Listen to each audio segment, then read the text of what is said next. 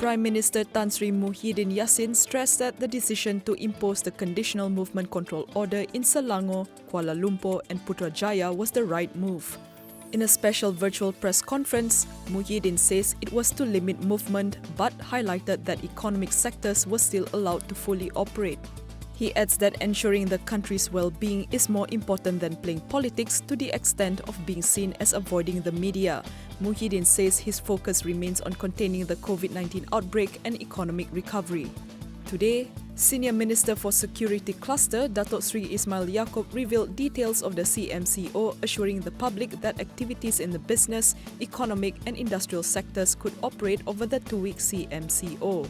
Those on duty are allowed to cross the district and state on condition that they have the proper papers. Restaurants and their ilk would be allowed to operate from 6 a.m. to 10 p.m. and that dine-in would be allowed, but only up to 2 people. Malaysia recorded 660 new COVID-19 cases today, with 4 deaths reported.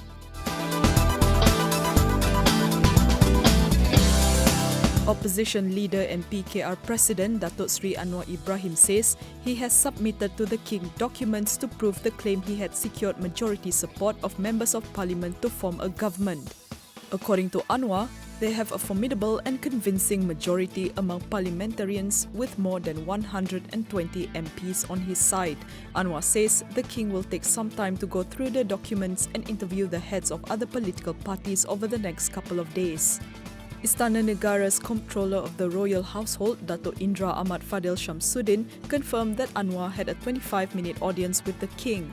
However, Ahmad Fadil said in a statement that Anwar did not provide the names of the MPs supporting him. As such, the King had advised Anwar to abide by and respect the legal processes as enshrined in the Federal Constitution. When asked about Anwar's claim, PM Tan Sri Muhyiddin Yassin says he trusts that the King will respond wisely and his decision will be in accordance with the Constitution.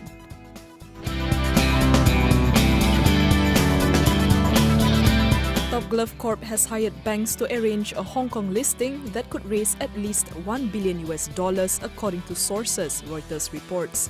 The banks named are Citigroup, China International Capital Corporation and UBS.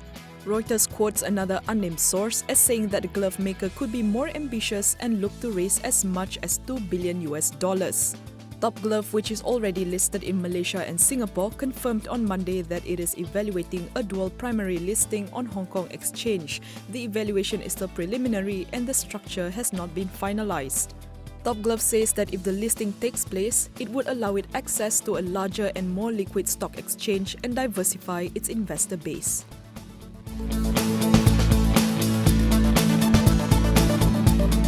China has agreed to list Malaysia as a priority recipient of the China-produced COVID-19 vaccine once successfully developed. Bernama quoted Foreign Minister Datuk Seri Hishamuddin Hussein saying this at a joint news conference with his Chinese counterpart Wang Yi held today. He also welcomed China's agreement to encourage Chinese enterprises to cooperate with Malaysian partners in vaccine research and development and distribution. Hishamuddin adds that the vaccine is now being developed in the country and could be ready for use by the general public as early as November. He says that getting the vaccine is a matter of high priority for the current government.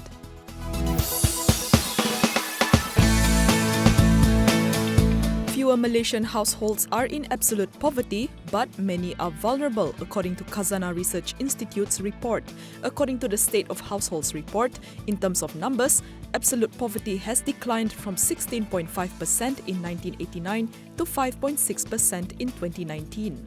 According to KRI, many households earn slightly above the absolute poverty line and are vulnerable to falling back into severe deprivation, and this vulnerability extends to middle-income households. As such, KRI says that much more social spending is required, a need reinforced by the recent upward revision of the poverty line and current economic crisis.